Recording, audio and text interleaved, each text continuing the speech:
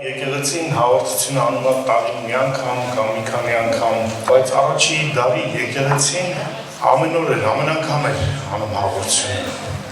Իրականում հաղորդությունը հենց պաշտամունքն էր։ Իմ շատ լավ ուսուցիչ, իմ կյանքի վրա հոգևոր մեծ ազդեցություն գործած անձնավորություն Քրիստոփոսը ասում էր երկրպագությունը դա զոհաբերությունն է։ Եթե չկա զոհաբերություն, իրականում չկա երկրպագություն։ Իսկ հաղորդությունը այդ զոհաբերության նկարագիրն էր, տոննելն էր։ Ու մանավանդ առաջի դարում քրիստոնյաները շատ ավելի դժվար էր, քան հիմա։ Մենք հիմա դահլիճում գեղեցիկ հավաքվում ենք, մեծ եկեղեցիներ, շենքեր ունեն, հաշվեհամարներ ունեն, սեփական տրանսպորտային միջոցներ ունեն, պարլամենտում անդամներ ունեն որոշ երկրներում։ Դրանով էլ հաղորդություն չունեն, որտեղ կարիք չկա հաղորդության, կարիք չկա հիշելու ով են իրենք, ինչ գինա վճարվել իրենց համար, իրանց վերջին հույսը, վերջին ապավենը, ում են իրանք վստահել իրանց կյանքը, ում տենց երգում ենք հրաշալի մեր երգում, ում ձեռքերում ամեն բան։ Մենք այսօր կունենանք հաղորդություն, ճիշտ է մենք տարվա մեջ մի քանի անգամ ենք ունենում, բայց հիմնականում կարծես տոներին, բայց սրտումս ունեմ, որ մենք ավելի հաճախակյացնենք մեր Տիրոջ մահ ու հարությունը նշելու այդ կարևոր իրականությունը, որ կոչվում է հաղորդություն։ Որտեղ Տերը այդ օրը, երբ որ հաղորդություն էր անում, ասեց ամեն անգամ, երբ որ այս հացից ուտեք ու այս մարմինից խմեք, Տիրոջ մահը պատմեք, մինչև ինքը գա։ Իսկ ինչ է մեր ծառայությունը, եթե ոչ պատմել իր մահը, իր հարությունը եւ իր գալուստը։ Որովհետեւ մեր քրիստոնեական հավատքը իրականում այդ երեք կարևոր իրականությունների նկարագիրն է։ Մենք ապրում ենք դրանցով, իր մահվան, իր հարության եւ երկրորդ գալուստի հույսով։ Մնացած ամեն ինչը դրանք ընդհանրապես լրացնող, օգնող, աջակցող, երրորդական, չորրորդական, 10-րդական բաներ են։ Մեր հավատքի ամբողջականությունն է այդ մահը, հարությունը եւ երկրորդ գալուստը։ Ամեն։ Ու իրանք չէ հարցեր են լուծում, չէ՞ Աստծո համար։ Իսի հարությունը, որ մենք տոնում ենք այսօր կամ աշխարհում են տոնում, միայն այնչի որ պատմական կարևոր իրադարձություն է, քրիստոնյաները հավատում են, որ մեղքը եւ մահվան հարցն է լուծվել։ Իրականում հարությունը շատ հարցեր է լուծել։ Ավելին քան մենք կարող ենք պատկերացնել։ Նույնիսկ ինչքանը մենք գիտենք, ինչքանին մենք անդրադառնում ենք, ու այսօր մենք խոսենք դրանցից որոշների մասին, իրականում չեն ամփոփում ամբողջականությունը։ Երեք հիմնական բաղադրիչ ունի կարելի ասել հարությունը։ Առաջին դա պատմական բաղադրիչն է։ Այսինքն հարությունը որպես պատմական փաստ։ Որտեղ նայեք վերջին շրջանում շատ է քննարկվում, փորձում են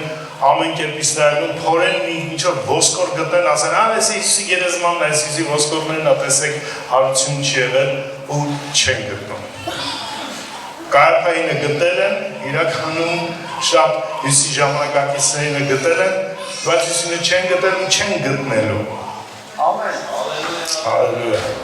Մենք ասում ենք, եթե վաղը հանկարծ Երուսաղեմում գտնեն Հիսուսի գերեզմանը, բան չի փոխվի քրիստոնեության մեջ։ Մենք շարունակենք հավատալ ինչ-որ փիլիսոփայական, գեղեցիկ իրականության, բայց ես ասում եմ ամեն ինչ կփոխվի։ Պողոսարակյանն ասում է, եթե Հիսուսը հարություն չի աղել, ուրեմն մեռելները հարություն չեն առնում, ուրեմն մեր հույսն է պարապ, ուրեմն մենք խաբված ենք, անիմաստ է մեր հավատքներ, մեր մեղքերից մաքրվել, մեր ամեն ինչը անիմաստ ու դատարկ է դառնում։ Հետաքրքիր դա ասում է մի հուդայական ազնվորություն, որը գիտեր օրենքը, չէ խոստումները Իսրայելին տրված, բայց ասում է, եթե հարություն չկա, այդ բոլոր խոստումները, այդ բոլոր իրականությունները, ուխտերը, Աբրահամի, Մովսեսի, չգիտեմ, Նոյի այդ ամեն ինչը անիմաստ է դառնում։ Որը Քրիստոսի հարության մեջ ամբողջականանում ամեն ինչ, որ ասած արելը անում է եւ դեռ պիտի անի։ Դա համար կարևոր է պատմական, ու մենք շարունակում ենք հավատալ, որ դա պատմական փաստ է, որ մեր Տերը սպանվեց խաչի վրա, երրորդ օրը հարություն առավ, իդեպ դա ուրբաթ օրը չէր, մեր առանձին երևի կանդրադառնանք նրան, դա իրականում չորեքշաբթի էր շաբաթ օրվա առումով, Հիսուսը սպանվեց, դրվեց գերեզման, եւ հետո շաբաթ օրը 3 օր անց հարություն առավ, ինչպես ինքը խոստացել էր մարդու որդին պետք է 3 օր 3 գիշեր երկրի սրտում լինի։ 3 օր 3 գիշեր։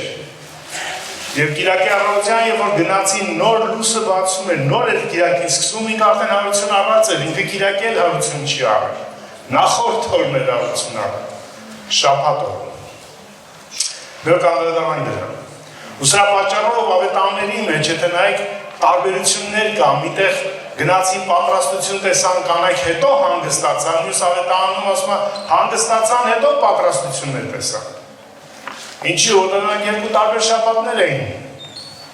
Հիսուսի հարությունը պատմական փաստ է վկայված, 500-ից ավելի մարդիկ վկայում են։ Օ միլիարդավոր մարդիկ այսօր վկայում հարություն առած Հիսուսի։ Ես կարծում եմ այստեղ բոլորս կարող ենք ասել ես Հիսուսի հարության վկան եմ։ Ես չեմ եղել այնտեղ 2000 տարի առաջ, բայց ես իր հարության վկան եմ։ Որքան որ ինքը հիմա կենդանի է կյանքում պետք է որ հարություն առած լիներ այն ժամանակ։ Դա համար ինքը հիմա կյանքում կենդանի է։ Պատմականը կարևորը, ինչ է եղել, ինչպես է եղել, ով, ինչ, որտեղ, երբ այս բոլոր հարցերը, բայց կարևորը նաև երկրորդը, աստվածաբանականը, ինչու է եղել, ինչու է պետք է մահու հարությունը, ինչու է անձը Հիսուսը, որքան տարբեր էր մնացած բոլորիցս, ծնվեց առանց տղամարդու միջամտության, չէ, Սուրբ Հոգու ներգործությունով, գույսից, եւ հետո ինչի պիտի 30 տարեկանում մոտ չարչարվեր, սպանվեր խաչի վրա, ամենահավոր ու դաժան սպանությունը մարդկային պատմության մեջ եւ հետո երրորդ օրը հարությունն առնել։ Ինչ խորհուրդ, ինչ իմաստ կա դրանում, նպատակը, պատճառը, ինչ է։ Եվ երրորդ բաղադրիչը դա բարոյ խրատականն է, այն իմաստով ինչա դա մեզ տալիս, ինչա մեր համար նշանակում, հա։ Աստվածաբանական ինչա Աստծո համար նշանակում, ինչա իրականում դա եւ երրորդը մենք ինչպես կարող ենք օգտվել դրանից։ Ես դա մի քանի բան միասին նայենք։ Աստծո որդի Հիսուս Քրիստոսի ավետարանը։ Մարկոսը սկսում է այդպես Աստծո որդի Հիսուս Քրիստոսի ավետարանի սկիզբը։ Անձը, որին մենք հավատում ենք իր հարությանը, Հիսուս անձը յուրատուկ անձնավորություն է, իրականում տարբեր մնացած բոլոր անձերից։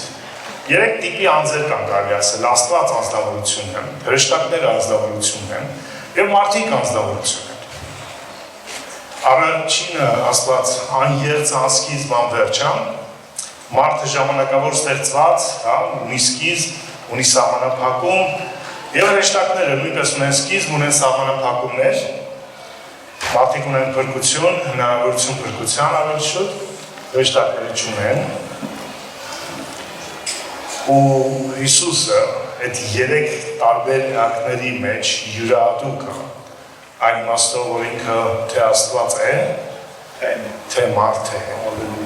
Մինչև մարդ լինելը ինքը Աստծո որդին էր, ու այդ Աստծո որդին ոչ թե ծննդյան նկարագիրն է իր, այլ իր կարգավիճակը Աստծո մեջ։ Սկզբիտի սկզբանե էր բանը, ինքը սկիզբ չի ունեցել, ինքը միշտ եղել է հոր մեջ։ Եվ բանը Աստծո մոտ էր եւ բանը Աստված էր։ Ու այդ բանը մարդացավ, այդ բանը մարմին դարձավ։ Այն, որ ինքը մարդացավ, որոշվեց այն պահին, որ ինքը պիտի մարդանա, ինքը պիտի գա աշխարհատուկ առաքելության, դա իր Քրիստոս լինելն էր, այդ առաքելությունը ունենալն էր Աստծո կողմից։ Փիլիպպեցիների 2-րդ գլխում Պողոս առաքյալն ասում է ինքը թե ունենալով Աստծո պատկերը, այսինքն ինչ է Աստված ինքը ուներ ամբողջ, որտեղ պատկերը դա կարելի ասել նկարագիրն է։ Հափշտակություն չհամարեց Աստծուն հավասար լինել, այլ իրանց ունայնացրեց մարդու կերպարանքով լինելով, մարդու պես լինելով, չէ, մինչև մահվան նազան եղավ եւ այլն խաչի մահվանը եւ որի համար Աստված իրան խիստ բարձրացրեց եւ մի անուն տվեց, որ ամեն անունից վեր է, որ Հիսուսի անունին ամեն ծունկ ծրվի երկնքում երկրի վրա սանդարամետում։ Ոչ թե Հիսուս անվանը, ոսր քրիստոնյաները, որ անդադ Հիսուսով Անունը, որ տվել է Աստված, Եսայի 45-ում հիշատակված Եհովա անունն է։ Պողոսը հիշատակում է այդ Եսայի 45-ի 21-ից 23-25 խոսքերը նույնիսկ։ Եսային ասում է, այսքան Աստված ասում Եսայի միջոցով, հայտարարեք եւ մոտեցեք, թող նրանք էլ միասին խորհուրդ անեն այս բաների մասին։ Թող է տեղեկացրել վաղուց այն ժամանակից ով հայտարարեց դրանք, չէ որ ես Եհովան, ձեր թարգմանության մեջ գուցե Տերը սա գրված, Տեր բառն է, բայց բնագրում եբրայերենում Տեր բառ չի։ Հրեաները, քանի որ վախենում էին այդ Եհովա բառը, այդ Յահվե բառը, Սուրբ բառը անդադ հիշատակելուց, որտեղ երրորդ պատվիրան արգելում էր իրենց Տիրոջ անունը պարապտեղ վերցնել, որտեղ Տերը անմեղ չի համարելու եւ մինչեւ 1000 ազգը, մինչեւ 3-4 ազգը պատժելու է, հրեաները այդպես ասած համենայն դեպս, որ մարդը չգիտեն որտեղ ավելորդ չի, ընդհանրապես հանեցին այդ անունը եւ փոխարինեցին Տեր բառով Ադոնայ կամ հունարեն թարգմանության մեջ 5 կտականի Տյուրոս բառով, բայց իրական բնագիրը Յահվե կամ Եհովա բառն է, կամ կապված նրանց թե ինչպես ենք ընթերցում։ Չէ որ ես Եհովաս, ինձնից բացի ուրիշ Աստված չկա։ Համաձայն եք, որ բացի Աստծուց Աստված չկա։ Ճշմարիտ Աստված եւ փրկիչ չկա ինձանից բացի, ով երկրի բոլոր ծայրեր դարձեք դեպի ինձ, որպեսզի փրկվեք, որովհետեւ ես եմ Աստվածը։ Եվ ուրիշը չկա, ինձանով եմ երդվել եւ իմ բերանից ճշմարտություն է դուրս եկել, որ հետ չի դառնալու, ամեն ծունկ պիտի խոնարհվի, ամեն լեզու պիտի երդվի, սա նույն խոսքն է Պողոս ասում է Հիսուսի համար, Հիսուսի անվան համար, եւ կասեն միմյանց Եհովայից կա ինձ արդարություն եւ զորություն, նրա մոտ կգան եւ կամաչեն նրա դեմ բոլոր բորբոքվածները կամ բողոքողները, Եհովայով կարտերանան եւ կբարձրանան Իսրայելի բոլոր սերունդները։ Մի քանի անգամ Աստված շեշտում է, որ իմ անունը սա է, ու ես երդվել եմ, որ ամեն ծունկ ես անվան առաջ պիտի խոնարհվի։ Աստված մարգարեաբար խոսում էր Հիսուսի մասին, որ մի օր այդ Հիսուսին ում կտրվի, այդ անուն կտրվի, որ ամեն անունից վեր է, Յահվե անունը, ամեն անունից վեր է։ Իրականում քրիստոնյաները վախենում են Եհովա անունը օգտագործել, որտեղ մտածում են Եհովայականներին են նմանվում։ Այդ իրանք պետք է վախենան Եհովա անունը օգտագործելու, որտեղ պարապտեղ են օգտագործում։ Հիսուսը Եհովան է։ Աստված մարդ Հիսուսին հարությունով վերականգնեց աստվածության լիարժեքության մեջ, տալով իրան այդ անունը կարգավիճակ է։ Անունը նշանակում է ինքը դա է, այդ պարունակություն ունի, այդ արժեք ունի, այդ իրականություն ունի։ Եսայի 45-ն էր սա։ Ու կարևոր է մեզ համար իմանալ ով է այդ Հիսուսը, որովհետև շատ անգամ քրիստոնյաների ընկալում է Հիսուսին, դա ընդամենը բարի մի վարդապետ ամար, մենք տենց երեխաներին Հիսուս սիրում է քեզ կամ մարդկանց Հիսուս սիրում է քեզ, մոռանում ենք ով է մահացել հարություն։ Հովհաննեսը իր ամենասիրելի աշակերտն էր, եւ որ հարություն առած Հիսուսին տեսավ հայտնությունը Պատմոսի գղզում վախից գետին ընկավ։ Այդ նույն իր հարություն առած տերն էր, բայց նույն արդեն այլ կարգավիճակում։ Ինչու՞մ է այդ կարևորությունը, ինչու է պետք Աստծուն այդ Քրիստոսի մահու հարությունը, ինչ հարց է լուծում։ Եվ գանգանում ենք միասին։ 7 խնդիր ունենք մենք, որի Հիսուսի մահու հարությունը պիտի լուծենք։ Ես կընթերցեմ գրել։ Առաջինը մեղքի առկայությունը ու հետևանքը։ Աստծո գեղեցիկ արարչագործությունը ապականվեց մեղքի պատճառով։ Ու մնացած ողջ չար, վատ, սխալ, խեղաթյուրված իրականությունները մեղքի հետևանք էին։ Ու քանի մեղքի հարցը չի լուծված, որևէ հարց իրականում լուրջ չէ լուծվել։ Այդ հարցերն էին, օրինակ, արարչագործությունը, ընկած արարչագործությունը, ապականությունը կա արարչագործության մեջ, կա մահը, կա տառապանքը, կա չարչարանքը, հիվանդությունը, չէ՞։ Այս ամենը անկման պատճառը։ Ու ինչպես պիտի լուծեր Աստված, եթե նայում եք 5 կտակարանի բոլոր այդ ուխտերին, բոլոր այդ անձերին, բոլոր իրականություններին, այս հարցը լուծում չունի, արարչագործությունը լուծում չուներ, հույս չուներ այդպես ասած, ինչ որ մարդով, որ ընկավ և ապականվեց արչագործությունը, մեղքը մտավ աշխարհ, պիտի մարդով էլ մեղքը վերցրել, բայց բոլոր մարդիկ, ովքեր ծնվում էին Ադամից, արդեն ծնվում էին այդ մեղքի ներքո, արդեն ծնվում էին մեղքի բնությամբ, արդեն ծնվում էին մահվան բնությամբ, կտրված Աստծուց, հոգևոր մահով և ֆիզիկական մահվան ենթակա, բոլորի կյանքը սահմանափակվեց մահով, թե հոգևոր, թե ֆիզիկական։ Այսինքն, եթե չլներ նոր մարդը, երկրորդ Ադամը, վերջին Ադամը, ու ինքը չլներ ինչպես առաջինն էր ծնված կամ ստեղծված մարդկային իրականությունով, այլ ինքը շատ ավելին պիտի լիներ, ու այդ շատ ավելին միայն հնարավոր էր, որ Աստված ինքը մարդանար։ Դա համար ի հավիտենությունից Աստծո որդին օծվեց կամ նշանակվեց կամ որոշվեց Քրիստոս դարձավ փրկության համար։ Ամեն։ Ու ինքը մինչև արդեն մարդ դառնալը, մինչև մարդանալ ինքը արդեն նոցիալն էր, արդեն Քրիստոսն էր։ Ու բոլոր խոստումները, որոնք հին կտականում կային Քրիստոսի մասին, ասած չէր խոսում Դավիթի կամ Մովսեսի կամ որևէ մեկի մասին։ Իրանք բոլոր ստվեր էին, շուք էին գալիք իրական նոցիալի նկարագրի համար։ Մահը, երրորդը մահը, որը դրսևորվեց ֆիզիկական ու հոգևոր ձևով։ Մեր մարմինները ապականվում են ու մահանում են, հիվանդանում են, ցավում են, կոտրվում են, վնասվում են, չէ՞, մաշվում են։ Համաձայն չեք։ Նրանք ովքեր 20 տարեկանում երևի դա չեն զգում, մենք էլ 20 տարեկանում չենք զգում դա, կարծում ենք, մեզ թվում է միշտ այդպես ենք լինելու, առողջ, ուժեղ, բայց հավատացեք այդպես չի։ Փրկագնումը։ Մենք ծախվել ենք մեղքի, մենք ինքներս Ադամը ինքը, ումից գրածով ումից պարտվում է նրա գերին է դառնում, ստրուկն է դառնում։ Ադամի անկումը պատճառ դարձավ, որ թե Ադամի ինքը, թե իր ողջ սերունդը ստրուկ դարձավ մեղքին ու սատանային, նա ով խաբեցին։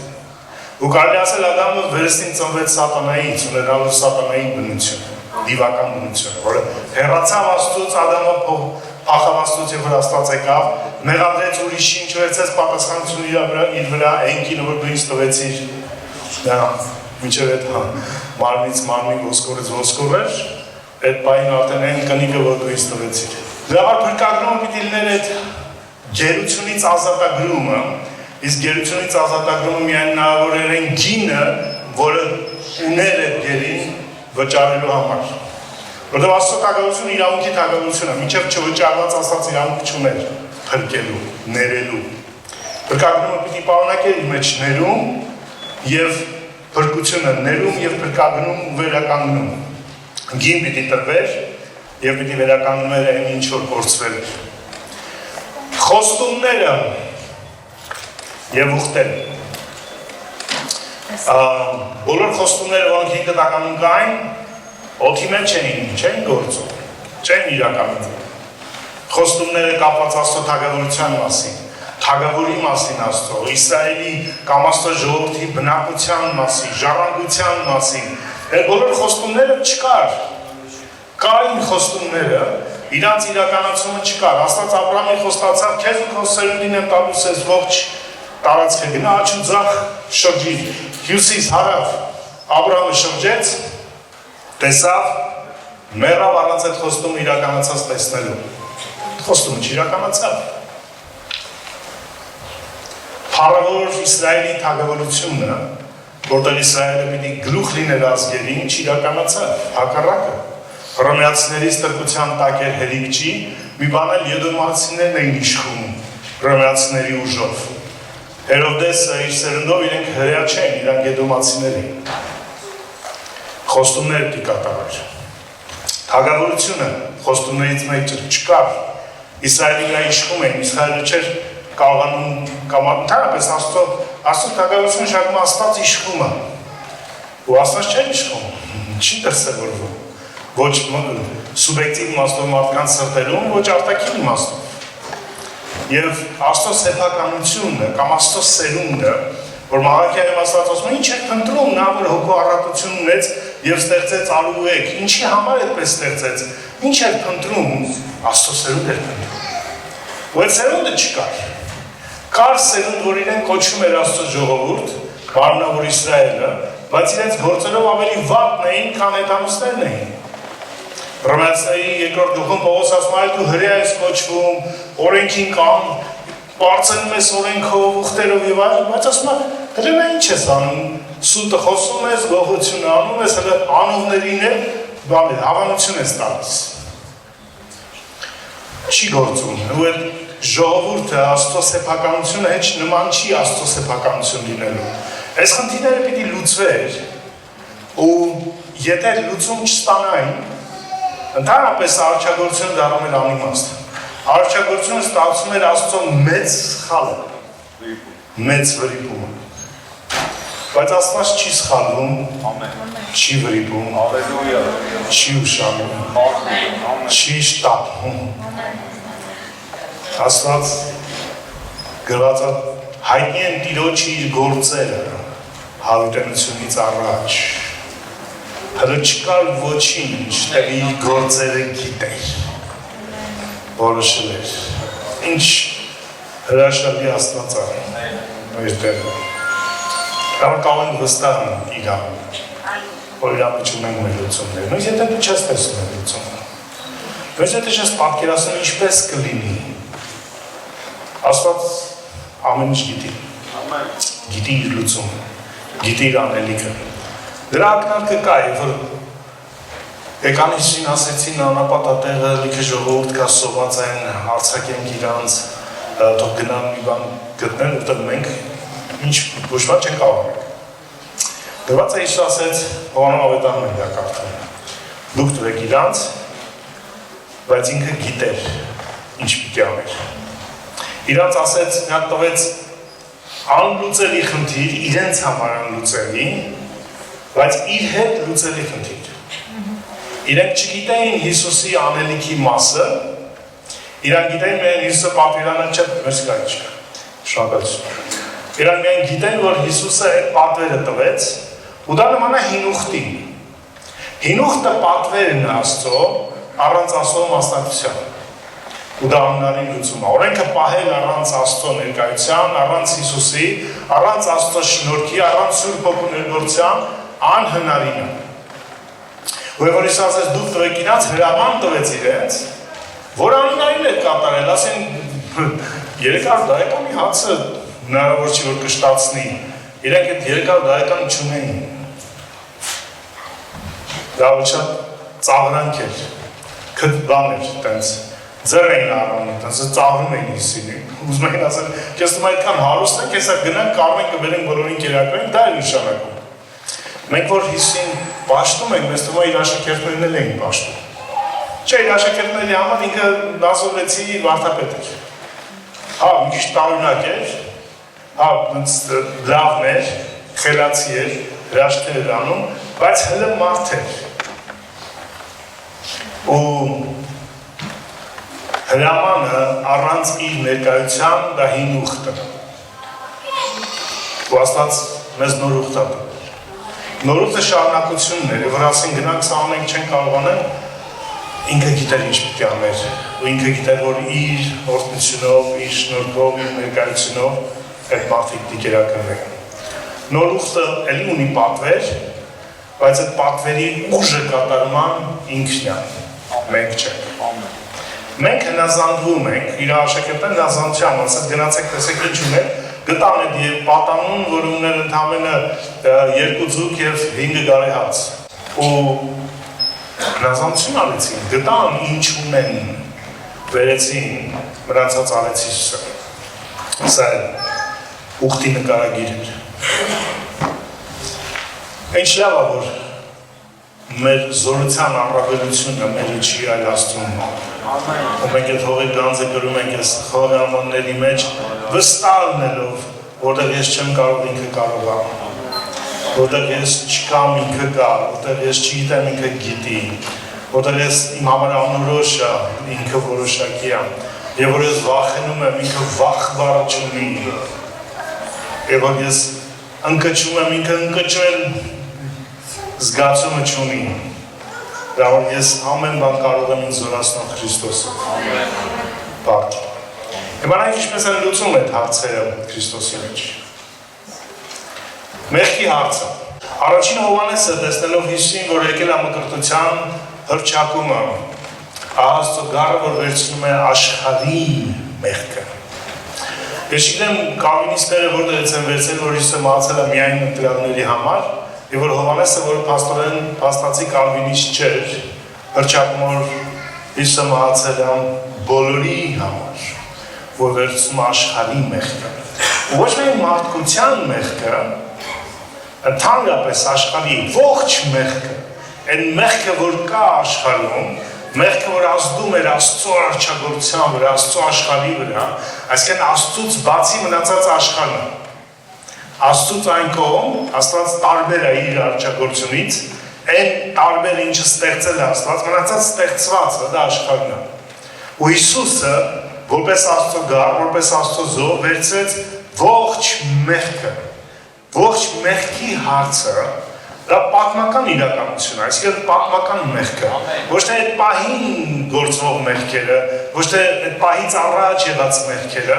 այլ ողջ մեղքը ընդհանրապես, որ Աստված որպես մեղք ճանաչում վերցրեց Հիսուսը։ Մեղքեր կա, դու չես ճանաչում, որ դա մեղք է։ Մեղքեր կան, դու գիտես դա մեղք է, բայց Աստված մեղք չի տեսնում։ Ցավոք դրանք ավելի շատ են, քան քրիստոնյաները ավելի ընկած են այդ երևույթների հետևից, քան իրական մեղքերի հետևից։ Ու Հիսուս չի որ ավետարաններում Հիսուսը անդադ ներկայացված է որպես վայ ձեզ կեղծավոր փարիսեցիներ, վայ ձեզ չէ որ սա եք անում, նա եք անում, կարծես օրենքն եք պահում, բայց թողել եք օրենքի կարևոր բաները, իրավունքը, արդարությունը, ողորմությունը։ Ողջ մեղքը վերցրեց գառը։ Եվ Եբրայեցիների թղթում կարդում ենք, որ մեկ անգամ դարերի վերջում բոլորի համար հայտնվեց, բոլորի համար նորից շեշտված է, որ իր անձի զոհաբերությամբ մեղքը վերացնի, կամ հայտնվեց իր անձի զոհաբերությամբ մեղքը վերացնելու համար, մեղքը եզակի թվով մեղքը, ոչ թե մեղքերը, իսկ դրսևորումները մեղքի, այլ բուն մեղք երևույթը, բուն մեղք իրականությունը։ Իսկ Աստված Հիսուսի մեջ խաչի վրա լուծեց մեղքի հարցը, սպանեց մեղքին Աստված, մեղքի զորությունը, իրականությունը կոտրվեց։ Ու Հիսուս չի որ խաչի վրա, կարող էր ուրիշ ձեր, չէ՞ սպանություն գործեր, ասենք գլխատել մարդը, որ ակնթարթային մահը, բայց Աստված ընտրեց հատուկ խաչի ձևը, որտեղ խաչը ժամանակի մեջ մահը, խաչը դատապարտությունն է մահվան, որը պրոցեսը վերջացնում է նրան ու դատապարտել են մահվան։ Նույն կերպ, երբ որ մեղքը խաչի վրա դատապարտվեց, նշանակում մեղքը դրվեց սպանման պրոցեսի մեջ։ Դա իմ ու քո մեջ մեղքը մեռնում է կամաց-կամաց։ Եվ որ մենք ապաշխարում ենք, միանգամից չի վերանում մեղքը մեր կյանքից, բայց սկսում է վերանել։ Որևէ 5 տականի մարդ չի ապրել այդ երևույթը, ինչ որ ես ու դու ենք ապրում, որ մեր Հիսուսին հավատալու, ընդունելու, ճանաչելու, վստահելու պահից մեղքը մեր կյանքում սկսում է մեռնել, նվազել, օրեցօր, կամաց-կամաց։ Անցած կիրակի ենք ասում, թե մեր արտաքին մարդը ապականվում է օրեցօր, բայց մեր ներքին մարդը զորանում է, մեր ներսի անձնավորությունն է մեծանում, որտեղ ինչն է ապականվում, նաև այն մեղքի բնության մնացորդն է ապականվում։ Աստված լուծեց մեղքի հարցը։ Լուծեց արարչագործության անկման հարցը։ Հետաքրքիր է Ադամի մարմինը, այս արարչագործության մասն է, ու երբ որ Ադամը մեղանչեց, թե մարմինը դարձավ ապականության ենթակա, թե ողջ արարչագործությունը, ու ինչ մեկ Աստված Ադամին ասեց, երկիրը քո պատճառով անիծված է։ Երկիրը քո պատճառով անիծյալ է։ Նույն կերպ պիտի որ ինչ-որ մեկի միջոցով, ինչ-որ մեկի մարմնի միջոցով, ֆիզիկական մարմնի միջոցով, այս արարչագործությունը նորից օրհնվեր։ Ու այդ մարմինը դարձավ Հիսուսի հարության մարմինը, Էլի ինքը ֆիզիկական էր, իրան շոշափելի էր, կերավ աշակերտների մոտ խմեց, չէ, ձեռ տվեցին, ասեց բերեք, բեր Թոմաս մատդ մցրա, չէ, ստուգի, այդ մարմինը ֆիզիկական էր, բայց տարբեր էր իր բնությամբ, այս ադամական մարմնից, ու գրված որ մենք այդ մարմնի նմանությամբ ենք նորոգվել։ Այդ նշանակման նաև այս ողջ արարչագործությունը այդ Հիսուսի հարության այդ նոր մարմնի մեջ նորոգվելու հնարավորություն ու հույս ունի։ Այս արարչագործությունը կփոխվի մի օր, որտեղ Հիսուսը հարություն ունի։ Հալելույա։ Եթե այդ հարությունը չլներ, այդ նոր մարմնով հարությունը չլներ, այս արարչագործությանը հույս չկա։ Ու մի օր այո գարն ու գայլը իրան հետ խոտ կարածը։ Ինչքան էլ կենսաբաններին դա անհասկանալի ու անընդունելի է, բայց դա Աստծո խոսքն է ասում, Բուդդա լինելու։ Էլապականություն մահ, ցավ չի լինելու, որտեղ արարչագործությունից վերցվելու է անեծքն ու մեղքը։ Մահը ֆիզիկական եւ հոգեվոր։ Եվ որ Աստված Ադամին ասեց այն օրը, երբ որ տես մահվան մեջ կմեռնես, երկու մահ ասեց, չէ՞, մեկը հոգեվոր, մեկը ֆիզիկական։ Ադամը այդ պահին հոգեվոր մահացավ, կտրվեց Աստծուց, մահ առանձնացում, հեռացում կտրում էր, եւ 930 տարի անց մահացավ ֆիզիկապես։ Տեսնենք, որ Հիսուսի հարությունով Աստված երկուսն էլ մեզ վերականգնեց։ Առաջինը Կորինթացիները խոսում է 15-րդ գլխի 20-22-ը, խոսում է ֆիզիկական մարմնի հարության մասին։ Քրիստոսն ընջեցյալներից առաջինը եղավ, որ մեռելներից հարություն է արել, քանի որ մահը մարդով եղավ, կամ մի մարդով եղավ, մեռելների հարությունը մի մարդով պիտի լինի։ Ինչպես Ադամով բոլորը մեռնում են, այնպես էլ Քրիստոսով բոլորը կկենդանանան։ Սա ֆիզիկական հարությունն է բոլորի համար, բայց այս ֆիզիկական հարությունը դեռ չի նշանակում, որ կլինի բոլորի համար հոգևոր հարություն։ Հոգևոր հարությունը այլ սրանց համար է, երկրորդ Եփեսացիների երկրորդ գլխում ենք կարդում, բայց Աստված որ հարուստ է ողորմությամբ կամ առատ է ողորմությամբ, իր առատ սիրո համար, որով մեզ սիրեց, մինչ մենք մեռած էինք մեղքերի հետևանքով, մեզ Քրիստոսի հետ կենդանացրեց կամ հարություն տվեց, կամ կյանք տվեց, կապված դեր թարգմանությունից։ Դուք շնորհքով եք փրկված, եւ նրա հետ մեզ հարություն տվեց եւ նրա հետ նստեցեց երկնքում Քրիստոս կամ երկնավորների մեջ ավելի շուտ Քրիստոս Հիսուսով։ Սա մեր հոգևոր հարության մասին է խոսում։ Մենք հիմա այդ հոգևոր հարություն ունենք, ֆիզիկականը դեռ չունենք։ Աշխարհը մի օր ունենա ֆիզիկական բոլոր հարություն կառնեն, դա որ Յովայականները խաբում են, որ միայն 144-ն են հարություն առնել, 144,000-ը։ Բոլորն են հարություն առնելու։ Ֆիզիկապես բոլոր հարություն կառնեն, բայց հոգեպես միայն հարություն կառնեն նրանք, ում Աստված Քրիստոսի մեջ հարություն է տվել հոգևոր իմաստով, ինչպես ես ու դու ենք։ Ում համար Աստծո իրականությունը, ներկայությունը, կենդանությունը ու իրականությունը, երկու հարություն։ Հայտության գրքում կախնենք երկրորդ մահվան մասին, այդ ու դատաստանն է նրա նկարագիրը։ Պարտիվը չոր մեզ հարություն է թողում։ Բայց դու նստած ես դալիճում, բայց հոգևոր իմաստով դու երկնավորների մեջ ես Քրիստոսի հետ հարություն առած նստած։ Դրա համար դու կարող ես հասկանալ երկնային բաները, երկնային խորհուրդները։ Դա քրիստիկներն որ մեջ բերեց, որ աշխարհի համար Աստծո իմաստությունը հիմարությունն է, բայց ինչի է քո համար իմաստություն։ Վրա քո միտքը հարություն է, քո հոգին հարություն է։ Դու նոր ստեղծագործություն ես Քրիստոսում, դու կարող ես հալելույա։ Այս մյուսի համար դա արդեն հիմարություն է։ Նույնիսկ առաջին դարում գտնում են հիմա պատկերներ, մեկը այսօր քրիստոնյային ծաղրանք էր արել, ավանակ էր խաչված նկարել, ու այդ քրիստոնյանն էր գրել սա իր Աստվածն է։ Իհարկե, աշխարհի համար անհեթեթություն է։ Խաչված թագավորը, խաչված փրկիչը, դատապարտված, մեռած, ձախողված Աստվածը, ոնց կարող Աստված լինի ձախողված խաչի վրա։ Չորրորդը, մեր փրկագնումը։ Սա մեր երևի թե ամենակնարկված, ամենաքարոզված իրականությունն է։ Փրկությունը պետք է ներառեր այդ փրկագնումը, գնի վճարը, ու քանի որ մարդ էր կորսվել, հա, մարդկային կյանք էր տրվել, նինձևի կյանքը կորելու ժամանակ մարդկային կյանք տրվեց, զոհ տրվեց մարդկային կյանքը, կարելի ասել Եդեմում, այդպես էլ պիտի մարդկային կյանքով փրկագնվեր, հա, գին վճարեր, համապատասխան գին, բայց պատկերացեք Աստված ավելին վճարեց, քան կորցվել էր։ Կորցվել էր մարդը, վճարվեց Աստծո որդին։ Եվ որ քո համար ավելի մեծ գին են վճարում, քան դու իրականում քո մասին կարծիք ունես, դու ավելի լավ է քո կարծիքը փոխես։ Իրականում դու շատ ավելին ես, քան սովորական մարդ լինելը։ Դե Աստված իր որդուն տվել է իմ ու քո համար, ուրեմն մեզ գնահատում է գոնե այդքան։ Դրանից ավել չկա իրականում, չկա ուրիշ բան, որ Աստված ավելին գնահատեր, քան իր որդին։ Ու այդ որդուն ինքը տվեց մեր փրկագին լինելու։ Ու երբ որ կատարյալ դարձավ, իր չարչարանքներից կատարություն սովորեց,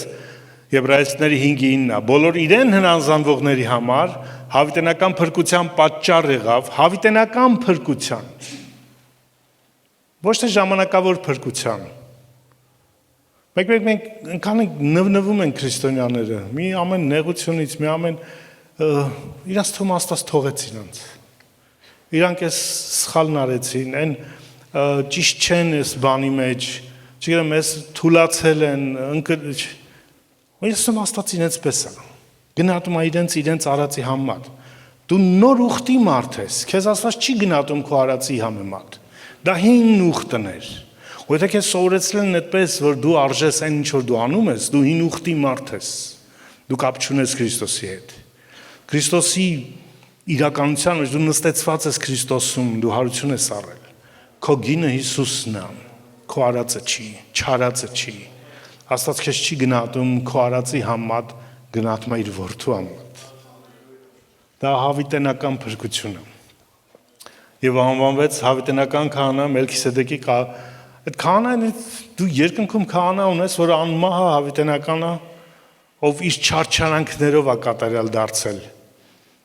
Աստծո առաջ։ Իր չարչարանքները Աստծուն լրիվ բավարար են։ Քո չարչարանքները անցնում ես, հա, բայց մի պարծեցի դրանցով Աստծո առաջ։ Եթե պիտի պարծենանք իր չարչարանքով, որովհետև դա է Աստծուն բավարարել, դա է իր կատարյալության պատճառը եղել։ Եվ ուրիշ մեկով չկա փրկություն, որովհետև երկնքի տակ չկա մարդկանց մեջ տրված ուրիշ անուն, որով կարող ենք փրկվել։ Փրկվելը, փրկությունը միայն մի անուն կա, դա Հիսուսն է, եւ ինքն էլ ինչ արել, կատարյալ ապահովել է մեր փրկությունը։ Մեր փրկագնումը լիարժեք է, վերջնական է։ Կարող ես չկասկածել։ Քո ընթացքը, քո ձախողումները, քո սխալները, քո չկարողանալը, չհասկանալը, չունենալը չի փոխում Աստծո վերաբերմունքը։ Դու էլ մի փոխի։ Ուխտերը, խոստումները, ինչպես ասացին, խոստումները, որոնք կային սկսած Ադամից, չէին կատարվում ու չէին գործում ու աննարին է նայելով ուղղակի 5 կտականին, աննարին է տեսնել դրանք ինչպես են կատարվելու։ Միայն նոր կտականին Հիսուսի միջոցով նայելով հասկանում ենք այդ բոլոր խոստումները ինչ էին նշանակում։ Եվ որ Աստված Աբրահամին ասեց քո սերունդով պիտի օրհնվեն երկրի բոլոր սերունդները, ոչ ոք չհասկացավ այդ որ սերունդի եզակի թվով մասին է։ Ու ինչ օրհնության մասին է, ինչպես պետք է օրհնվեն։ Նոր կտականում է որ հայտնվում է, որ այդ սերունդը Քրիստոս է եւ օրհնությունը Սուրբ Հոգինն է, որ պիտի ընդունեն իրան հավատացողները։ Որովհետև Աստծո բոլոր խոստումները Հիսուսի մեջ այո դարձան կամ իրականացան։ Բոլոր խոստումները ում մեջ այո դարձան Հիսուսի մեջ։ Այսինքն Հիսուսից դուրս եթե ինչ-որ մեկը պիտի խոստում փնտրի Աստծո կատարման, չի գտնելու։ Աստված մի տեղ ունի խոստումները, որոնք այո ու ամեն են։ Այո են ու կատարվում են։ Այսինքն Աստված իր խոստումի հետևում է միայն մի տեղում, Քրիստոսի մեջ։ Բոլոր խոստումները, բոլոր հին ուխտերը, դա ուխտերին վերաբերող խոստումներն են։ Եվ դրա համար էլ մենք Հիսուսով ամեն ենք ասում, այսինքն հաստատում ենք, վստահ ենք, հա, Հիսուսի մեջ ենք ամեն ասում։ Որ այդ բոլոր ուխտերը իրականացան, ու էլ ուխտ չկա։ Իսլամը պնդում է, որ Մուհամեդի ուխտը նոր ուխտ է, գերագույն ուխտ է, չգիտեմ ինչ է, բայց ոչ մի ուխտ չկա այնտեղ, որտեղ զոհ չկա։ Մենք ունենք կատարյալ զոհը, եւ լավագույն խոստումներով, որ իրար մեջ ներառել է բոլոր հին եւ նոր, թե նյութականը, թե հոգեվորը, թե ժամանակավորը, թե հավիտենականը։ Ինչ որ ընդհանրապես Աստված կարող էր խոստանալ, խոստացել է Հիսուսի մեջ, ուղիղ Հիսուսի միջոցով։ Արքայությունը Հիսուսը քարոզում էր ժամանակը լրացել է եւ Աստծո թագավորությունը մոտեցել է։ Նայելով Իսրայելի ժամանակին պատմությանը, երբեք Իսրայելը չի ունեցել Աստծո թագավորությունը։ Ոչ Դավիթի ժամանակ, ոչ Սողոմոնի ժամանակ նույնիսկ, հա, երբևէ նույնիսկ անապատում, երբ որ Աստված բնակվում էր կենթանի ձևով, իրանք տեսնում էին այդ ամպիսյունը եւ այլն, ամպիսյունը տեսնում էին, մանանան ուտում էին, հետո գնում էին մեղանչում էին։ Աստված չէր թագավորում։ Աստված ապահովում էր, բայց ապահովություն չէր ստանում, հնազանդություն չէր ստանում, հարաբերություն չէր ստանում։ Որովհետև թագավորությունը հարաբերության թագավորությունն է։ Մարդկային ընկալումով թագավորությունը ապահովություն է, այսինքն այն կողմը, որը հաստատել է թագավորությունը, պարտավոր է ապահովել, եւ որ ես աղոթում եմ ստանամ իմ ուզածները, չէ, պաշտպանությունը, չգիտեմ եւ այլ, բայց չկա պատասխանատվությունը, չկա արձագանքը, սուբյեկտի, թագավորության սուբյեկտի իրականությունը տեց ասած։ Եթե դուք որևէ երկրի քաղաքացի եք, արտոնություններ ունեք որպես այդ երկրի քաղաքացի, բայց դուք նաև պարտավորություններ ունեք որպես քաղաքացի։ Եվ տարբեր երկրներ տարբեր պարտավորություններ են, չէ՞, ենթադրում, տարբեր օրենքներ կան։ Ու իրանք տարբեր են իրարից։ Թագավորությունն էլ, Աստծո թագավորությունը ունի իր արտոնությունները մեզ տրված, բայց նաև ունի իր ակնկալիքը մեզանից որպես թագավորության մարդիկ։ Հին կտակարանը երբեք չի եղել այդ թագավորությունը ու չէլ կարող լինել, որտեղ թագավորը չկար։ Թագավորություն առանց թագավորի չի լինում։ Որ թագավորին էլ վերցեք մի թագավոր։ Ամենասիրվածը Դավիթը քանի մեղք գործեց, քանի մարդու գլուխ կերավ, այդպես ասած։ Այն աշճան, որ Աստված ասեց, դու այնքան արուն ես թափել, դու արի իմ տունը մի սարքել, ինչ կլինի։ Որտեվ երբ որ դու իմ տունը սարքես, կասեն, «Էսի Աստված չի ասել իրան սարքելու, էսի ինքը պրոստը իր այդ մեղքերը ծածկելու համար, ոնց որ այսօր չէ, եկեղեցիներ են սարքում»։ Մեղքերի կավություն եմ ուզում անել։ Ինչպես Հերովդեսը արեց դա։ Հերովդեսը այդ մեծ տաճարը Հիսուսի ժամանակվա կառուցել էր, որ հրեաների համակրանքը ունենա, ընդունելություն ունենա, ընդհանրը, բայց ատում էր այդ նույն հրեաներին։ Աստծո թագավորություն չէր կարող լինել, որտեղ թագավորը չկար, իսկ թագավորը պիտի անմահ լիներ։ Դա մարդ որ Հիսուսը հարություն առավ անմահության մեջ, սկսվեց թագավորությունը։ Եվ որ ինքը քարոզում էր, ասում էր թագավորությունը մոտեցել է։ Ասում էր, այս տեղը անտեսանելի, հիմա այդ թագավորությունը մեր սրտերում է, ու մի օր կլինի մեր շուրջը։ Դա մարդ երբ որ մի կողմից քո ներսում կա Աստծո ապահովությունը, մեր ներսում, չասած դեռ մեր շուրջն է, բայց քո ներսում էլ կա արձագանքը այդ Աստծուն, չէ՞, կա հնազանդվելու ցանկությունը։ Եվ որ դու հպվում ես Աստծուն, Աստծո ներկայությունն ես ապրում, առաջի բանը, որ ուզում ես ինչ անես, Տեր ինչ ես ուզում անեմ քո համար։ Չեք ապրել այդ։ Առանց Աստծո ներկայության աղոթքը այլ է։ Մենք ասում ենք ինչ ենք ուզում Տերը անի մեզ համար։ Բայց հենց իր ներկայությունն, իր թագավորությունն է, մեր արձագանքը, մենք որտեվ գիտենք ինքը կանի ավելին, քան մենք խնդրում ենք, մենք սկսում ենք ասենք Տեր ինչ ես ուզում անենք քո համար։ Դամար Պողոսը երբ որ Դամասկոսի ճանապարհին հանդիպեց Հիսուսին, ասեց ով ես Տեր, Տեր։ Հրեայի համար Տեր կոչել ինչ որ գերբնական էակի, վաու։ Ասեց ես Հիսուսն եմ, ում դու հալածում ես։ Դժվար է քեզ ցցի դեմ քացի խփել։ Ասեց ինչ ես ուզում անեմ քո համար։ Հետաքրքիր է Հիսուսը չասեց ինչ անի։ Ասեց գնա Դամասկոս, այնտեղ քեզ կասվի։ Ով եկավ ասեց սովորական աշակերտ Հանանյան։ Ու Հիսուսը դաս էր տալիս Պողոսին։ Նախ թագավորություն հարաբերության, թագավորությունը, երկրորդ ամենքը ներգրաված է։ Այս թագավորության մեջ չկա իերարխիա։ Սա աստիճանի թագավորություն չի։ Սա զոհաբերության թագավորություն է։ քեզ կասվի։ Ու Հիսուսը երբ որ քարոզում էր, այդ իր խոսք նույն ձեռագիրն է, դե նույն տերն է։ Ասում էր լսել եք ասվել առաջիններին, չասես գրված է։ Գրված ասում էր սատանային, բայց մարդկանց ասում էր ասվելը, որտեղ Աստված ասող, խոսող, հարաբերության Աստված է։ Ու թագավորություն դա հարաբերության թագավորություն է։ Մենք թագավորության մասին մենակ մտածում ենք հիերարխիայի կամ ապահովության, Աստված մտածում է հարաբերության մասին։ Եթե թագավորությունը չի ապահովում իմ ու Աստծո հարաբերությունը, ինձ պետք չի տես թագավորություն։ Քեզ պետք է։ Եթե ուզում ես աշխարհը լիքն է այդպես թագավորություններով։ Դավան Անանյան կանչվեց Պետր Պողոսին, որ պետք է ամենամեծ առաքյալներից մեկը դառնար իրան մկրտելու, աչքերին տեսություն բերելու, հա, չգիտեմ, ընդունելու, հա, հավատքի իրականության մեջ։ Ժամանակը լրացել Աստծո թագավորությունը խոստացել է, սա սկիզբն էր, վերջին ընթրիքին ես էլ ձեզ եմ խոստանում, ինչպես հայրն է ինձ խոստացել թագավորություն, որ դուք իմ թագավորության մեջ Հիսուսը խոսում է իր թագավորության մասին, չի ասում Աստծո թագավորության մասին, իր թագավորության մասին։ Իր թագավորության մասին միայն խոսում են թագավորները։ Ամեն։ Եվ վերջինը Աստծո սերունդը։ Իսրայելը մտածում էր ինքն է այդ Աստծո սերունդը, որտեղ Աբրահամի սերունդն է, թլփատություն ունի, օրենք ունի, Մովսես ունի եւ այլն։ Հիսուսը եկավ ասեց. դուք ձեր հոր սատանայի ուզածն եք անում։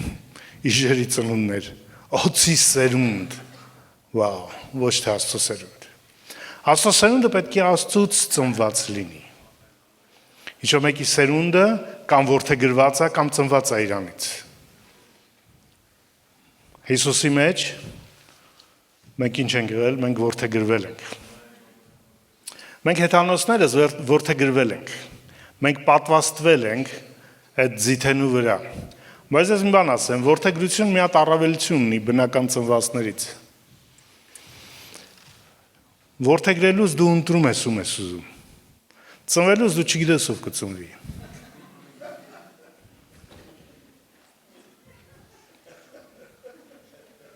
Հա մենք աղոթում ենք, երազում ենք տղա կամ աղջիկ, աչքերի գույնը էսպես, մազերի գույնը էսպես եւ այլն։ Բայց գալիս է ինչ որ գալիս է, ոչ մեկ Բայց որդեգրելուց դու ասպես այրան եմ ուզում։ Դու ընտրում ես, դու ցանկանում ես։ Ու այն որ Աստված մեզ որդեգրել է, այդ նշանակում է ուզել է մեզ։ Քեզ, հենց քեզ, տեսել ասել է ես իրան եմ ուզում։ Հենց այսպես։ Շատերին կարող ուրիշները չուզեին մեզ, բայց Աստված ուզել է քեզ։ Դու իր սերունդն ես։ Օտար ու պանդուխ չես, քաղաքացի ես, Աստծո ընտանիքն ես, առաքյալների ու մարգարեների հիման վրա։ Դա ազգային, էթնիկ խնդիր չի, դա ժամանակային խնդիր չի, դա սոցիալական խնդիր չի, սոցիալական կարգից եւ այլից բացարձակ կապ չունի։ Կապ ունի իր ընտրության հետ, ինքը քեզ ընտրել է ու հաստատել է իր առաքյալների ու մարգարեների հիման վրա եղած եկեղեցում, որի անկյունի գլուխը Քրիստոսն է։ Փառք իրան։ Ու վերջինը իր շնորհքը մեր համար ամենամեծ առեղծվածն է։ Ինչ որ ենք այս ողջ լուծումները դա Աստծո շնորհքի դրսևորումն է։ Բայց ամենազարմանալի ներումն է իրականում այս ամենի մեջ։ Մենք որտեղ ներումը հարաբերության խնդիր է։ Մնացած ամեն ինչը կարծես թե աստվածաբանական ինչ-որ դոկտրինային երևույթների մեզնից դուրս։ Բայց մեզ ամենաշատ առնչվող խնդիրը դա ներման խնդիրն է։ Որտեղ ներումը դա ցավոտ երևույթի հետ է կապված, վիրավորանքի, կորուստի, չէ, նեղացնելու, չէ։ Այն որ Աստված ներում է, նշանակում է ինչ-որ բան ցավացրել է իրան։ Մեր մեղքերը, որ ինքը ներում է, ոչ թե ինչ-որ բան են գործել ինքը ներում, այլ իր դեմ է եղել։ Իր սրտին է եղել, իր ցավ, երբ որ դուք ներում եք կամ ներման խնդիր ունեք, ուրեմն ցավ ունեք այդտեղ։ Կորուստի, նեղվածության, վիրավորանքի, դավաճանված գալու, չէ՞։ Ներումը միշտ այդ երևույթների հետ է կապված։ Եթե ներման հետևում ցավ չկա, ներում չկա իրականում։ Դու իրականում ներելու խնդիր չունես, դե շո բան արել են բացարձակ քեզ համար միևնույնն է։ Դու ոչ ասես չներեմ, չէ՞, այնտենց։ Բայց այն որ քեզ ցավ է տվել, ներման խնդիր ունի։ Ու այն որ Աստված ներում է Քրիստոսով, այդ նշանակում է մենք ցավ ենք տվել իրան։ Ու եթե մենք չենք ապրում այդ հարաբերության ընկալումով, որ մեր խնդիրները ոչ թե ինչ ոյ կամք կատարեցի, չկատարեցի, այլ իմ հորը ցավ եմ տալիս, թե չէ։ Եվ որ ինչ որ մեղքի մեջ ես, ինչ որ սխալ սայթեր ես նայում, վիդեոներ ես նայում, կամ ինչ որ քայլեր ես անում, ու չես վերապրում, որ հիմա դու հորը ցավացնում ես, երբեք չես էլ դադարի դա անելուց։ Դու կեղծ կասես, հա Տեր ասատի ինձ սրանից, բայց դու վայելում ես այդ։ Բայց եթե դու սիրում ես հորդ, ու գիտես ես ցավում է հոր սիրտը դրա համար ներման քեզ ներելու համար որդի է տվել Աստված։ Դու այլ ձև կվերաբերես խնդրին։ Քո ներման հարցին այլ կերպ կվերաբերես, ուրիշների ներման հարցին այլ կերպ կվերաբերես։ Նյուրնբերգի դատավարության ժամանակ, երբ որ Երկրորդ համաշխարհային պատերազմի հանցագործներին էին դատում եւ հիմնական հարցը հրեական հարցներ իրականում, որտեղ պատերազմները միշտ եղել են։ Հաղթել են, վերցրել են, վերջացել է, կամ պարտվել են, կորցրել են, վերջացել է։ Բայց Նյուրնբերգի դատավարությունը ինքը ավելի շատ հոգեվոր բարոյական դատավարություն էր։ Առաջին անգամ դատում էին պատերազմի հանցագործներին, որոնք մեղադրում էին նախ եւ առաջ ցեղասպանության մեջ։ Ամբողջ ազգին վերացնելու դիտավորության մեջ։ Եվ դատավարության ժամանակ դատախազներից մեկը մեղադրող, որը ազգությամբ հրեա էր, հարցրեց ներկա քահանաներից մեկին, որտեղ հրեաների համար մեր ներման գաղափարը, կոնցեպցիան, որ Հիսուսի մեջ մենք ներում ունենք, անհասկանալի է։ Հրեաների համար ներումը միայն հնարավոր է հատուցման ժամանակ։ Այսինքն, եթե հատուցում ես, նոր Աստված քեզ ներում է։ Քրիստոնեական գաղափարը ներման Հիսուսը հատուցել է։ Հրեականության մեջ այդ հատուցողը, որտեղ ես կարող եմ մարդուն վերադարձնեմ, ինչը գողացել եմ իրենից, բայց Աստծո ցավը ոնց վերադարձնեմ։ Չոր իմ մեղքը ցավ է իրան։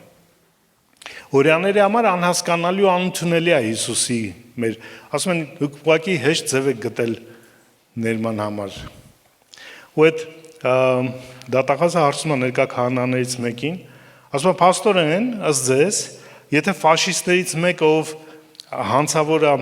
հազարավոր հրեաների սպանության համար, եւ անունն է տալիս, Իղթմանի անունն է տալիս, եթե ապաշխարի եւ ընդունի Հիսուսին կփրկվի, իսկ Աննա Ֆրանկը, որը չի հավատում Հիսուսին, ով հրեա էր եւ հոլոկոստի զոհերից մեկն էր, երկար ժամանակ կարողացավ թաքնվել եւ գրառում էր իր օրագրերի մեջ բոլոր այդ ահավորությունները, որ տեսնում էր ականատես էր եւ վերապրում էր նաեւ հոգեբանորեն, հետագայում իր այդ օրագրերը տպագրվեցին, հրատարակվեցին, ավելին ընդգծելով իրականում են սարսափոր ապրել է հրեա ժողովուրդը, ու հարց է տալիս այդ, իսկ այդ Աննա Ֆրանկը, լինելով այդ հոլոկոստի զոհ, ու չի հավատում Հիսուսին կկորսվի, քահանան ասեց, այո, եւ դա Աստծո շնորհքի մեծության առեղծվածն է։ Այո, բայց ես դրանում եմ շնորհքի առեղծված Աստծո, որ մեզ մարդկանցս, մանավանդ ձեզ հրեաներիդ անհնարին հասկանալ։ Ամենակարևոր բանը, որ պետք է հիշել միշտ այդ խաչի զոհաբերության, բացի այս կարևոր իրականություններից, որ արչագործությունն է նորոգվում, մեղքի հարցն է լուծվել, մեղքի զորությունն է փչացվել մեր կյանքում, ու մենք կարող ենք չվախենալ մեղքից, հաղթել մեղքին։ Դա Հռոմեացիների 6-րդ գլխում ասում է, ինչպես ձեր անդամները նվիրել եք մեղքի ծառա լինելու, նվիրեք հիմա արդարության լինելու, ինչի, որտեղ մեղքի հարցը լուծվել է։ Որտեղ իշես մեղքը թագավորեց մահով, այդպես շնորհքը պիտի թագավորի արդարությունով։ Բայց մենք հաճախ ենք, չէ՞, ներման կարիքը զգում, որտեղ մենք շատ անգամ ես ձախողված ենք զգում։ Քանից եք ձախողված զգացել ես։ Եվ որ մենք ձախողված ենք զգում, որտեղ միշտ նայում ենք օրենքին։ չենք արել այսպես, չկարողացանք։ Աստված մեզ օրենք չի տվել նայելու համար։ Իսրայելի համար իրանց հետևում, տենց անցյալում եղած իրադարձությունը, որի հետ պետքա չափեին իրանց դա ելիցներ եւ օրենքի տրումներ Սինայում։ Այսինքն որ հрьяան նայում էր հետ, տեսնում էր ելիցը Աստված ազատագրել է եւ օրենք է տվել, այսինքն իր ամեն ինչը պետքա չափվեր այդ դրա համեմատ, այդ օրենքը պահելու, որպես ելիցով փրկված ժողովուրդ։ Մենք երբ որ հետ ենք նայում, մեզ համար չկա այդ օրենքը։ Մենք երբ որ հետ ենք նայում պատմական խաչն է։ Դու չպետք է օրենք տեսնես, կատարողականություն տեսնես, լավ արեցիր, վատ արեցիր։ Պետք է այդ խաչը տեսնես, որտեղ Աստծո սերն է քո հանդեպ հայտնվել։ Ու միակ բանը, որ սեր տվող ակնկալում է փոխարենը, ի՞նչն է։ Համաձայն չեք։ Եվ որ դուք մեկին սեր եք արձակում, սեր եք տալիս, ի՞նչ եք ուզում փոխարենը։ Նախընտրում եք կանխիկով, թե կարտով։ Իհարկե սեր եք ակնկալում։ Աստծո որդու խաչը իր Աստծո սիրո դրսևորումն է եւ վկայությունն է, որ Աստված միայն դա է փնտրում քո կատարելությունը չի փնտրում։ Իր որդին լուծել է այդ կատարելության հարցը։ Օրենք պահելը, պատվիրանները պահելը չի փնտրում, իր որդին բավարարել է իրան դրա համար։ Մեր թագավորությունը հարաբերության թագավորություն է։ Մարդկային ամենակարևոր զգացումները ծնվում են միայն հարաբերության մեջ ու հարաբերության միջոցով։ Դու ստեղծվել ես հարաբերության համար։ Դա երբ որ քեզ ձախողակ ես զգում, մի նայիր օրենքին, մի նայիր քեզ, մի նայիր մյուս քրիստոնյաներին, ովքեր քեզ մատուցություն են տալիս, ասում են, այդ տեսա՞ր ինչ արեց։ Մանավանդ այդ քողով արդարությունով ապրողներին։ Հիշի որ Հիսուսը խաչի վրա նույնպես ձախողակ էր համարվում։ Կարելի ասել ինչ որտեղ ձախողում կար։ Հիշի որ քո փրկիչը մտավ ձախողման մեջ։ Ինքը կարելի ասել ձախողվեց։ Որ երբ որ դու ձախողվում ես իր ձախողման միջոցով, որը հետաքրքիր է, մարդկային տեսակետից ձախողում էր, աստվածային տեսակետից հենց հաջողությունն էր։ Ես ես մի գաղտնիք ասեմ։ Քո ամենամեծ իրականում հաջողությունները դու ունեցել ես քո ձախողված ժամանակ։ Կամ այն ժամանակ, որ դու քեզ ձախողակ ես համարել։ Այդ ժամանակ ավելի շատ մարդու կյանքի վրա ես ազդել իրականում, ավելի շատ մարդ ազդվել քո միջոցով, թեև քեզ կողքից ասել են, ինքը հեռացել է եկեղեցուց, Աստծուց, չգիտեմ, հավատքից, բայց դու ավելի դրական ազդեցություն ես ունեցել շատերի կյանքում։ Ու դա Աստծո ձեռագիրն է։ Հոբին համարում էին ընկած, Աստծուց մերժված, կորսված, ոնց ինչպես վերաբերվեին այն մարդուն, որ իր ողջ ունեցվածքը կորցրեց մի օրվա մեջ, իր ընտանիքին կորցրեց ողջ օրվա մեջ, որդիները 10 զավակ կորցրեց, միակ իր ընտանիքից մնաց կինը, ենել երան թե չմնար, կներեք ինձ, որտեղ ավելի լավ տենց կնիկ չունենալ, քան որ ասում է դու կատարյալ ես, անիծի Աստծուն մեռի, մնացել ես որ ինչ, բեռես ինքզին 6 ամիս այս դեղ ու ճարի ու առողջություններ կորցրել։ Բնական է իրան նայում էին ձախողակ էին տեսնում։ Իր անկերներն էին եկել որպես ձախողակի ու համոզում էին, որ դու ձախողվել ես, որ արդարի հետ է այսպես եղել, որ եւ այլն։ Ձախողումը կարող է լինի այն ժամանակ, երբ որ դու քեզ Աստծուց հեռու ես համարում։ Կամ քեզ Աստծուց կամ Աստծուն քեզանից հեռու ես համարում։ Ընկճված, եկեղեցի երևի էլ չես գնում կամ մեկ-մեկ ես գնում, միշտ չի որ կարդում ես, աղոթելը չի գալի, որտեղ դու ձախողված ես։ Գիտեք ինչ արեց Հոբը։ Այդ իրավիճակի մեջ ինքը աղոթեց իր ընկերների համար եւ Աստված փրկեց իր ընկերներին Հոբի աղոթքով։ Այդպես գրված է։ Հիսուսը խաչի վրա ողջ աշխարհի մեղքը Աստծո գառը վերցրել է մեղքը։ Հոր ներկայությունը չկա, ինքը հավատում է հոր ներկայությունը, բայց չի զգում։ Ինքը ասեց դուք թողնեք իմ, բայց հայրը իմ հետ է, ու խաչի վրա ասեց էլի էլի լամա սաբակթանի Աստված իմ ինչ թողեցիր։ Բայց խաչի վրա առաջի փրկությունը ծնեց։ Ավազակին խաչի վրա, չէ՞։ Այն իրա ձախողված, մերժված, մարդիկ մերժել են, Աստծո ներկայությունը կարծես մերժել է իրան, բայց ինքը ինչ անում, փրկեց, ընել ում։ Ավազակին։ Եթե դու քեզ ձախողված ես համարում, գուցե ամենահաջողված ժամանակն է քո կյանքի։ Որը քո Տերը նույնպես այն ժամանակ որ իրան ձախողակ էին համարում, ամենահաջողվածն էր։ Ինչ Աստծո մոտ մարդկանց մոտ բարձր է, Աստծո մոտ ցածր է։ Ինչ որ մարդկանց մոտ է ցածր, շատ դեպքերում Աստծո համար է բարձր։ Ու երբ որ մենք հաղորդվում ենք, հիմա մենք հաղորդություն ենք ունենալու։ Մեր հաղորդակցությունը, մեր մասնակցությունը իր մարմին ու այրանը, ու այդ մարմինը, երբ որ ինքը տվեց, ասեց առեք երեք սա իմ մարմին ու շատերի համար ինչ անում, կտրվում է։ Դա կարծես ձախողման նկարագիրն էր խաչի։ Բայց դա նաև մեր հաջողության նկարագիրն է։ Որտեղ ես ու դու ձախողում չունենք։ Իր մեջ մենք միշտ ավելին, քան հաղթողներ ենք։ Նույնիսկ եթե քեզ ձախողված ես զգում, շարունակի հաղթել։ Քո ձախողումը կարող հաղթության միջոց ու պատճառ լինի։ Աստված խնդիր չունի, Աստված միշտ հաղթող է։ Երբ որ դու մասնակցում ես այդ մարմին ու այրանը, դու մասնակցում ես իր հաղթությանը։ Դու հաղթող սերունդ ես։ Այո, Պողոս ասում է ընկած ենք, բայց ընկճված չենք, ցած ենք նետված, բայց կորած չենք, չէ՞։ Նկարագրում է իր վիճակները։ Ինչի, որտեղ իրականում հենց այդպես է գործում Աստված, հակառակն է գործում։ Դա որ մի գաղտնիք ասեմ քեզ։ Թող կարկոցեն ինձ հաջողվածները։ Աստված քեզ տանում է ձախողումների, որ հաջողվես։ Որ ավելի շուտ ինքը հաջողվի։ Դա որ Պողոս ասում էր հավանել եմ իմ նեղություններին, իմ խնդիրներին, իմ կարելի ասել ձախողումներին, որտեղ որ ես տկար եմ, Աստված զորավոր է այն մեջ։ Եկեք ոտքի կանգնենք հիմա։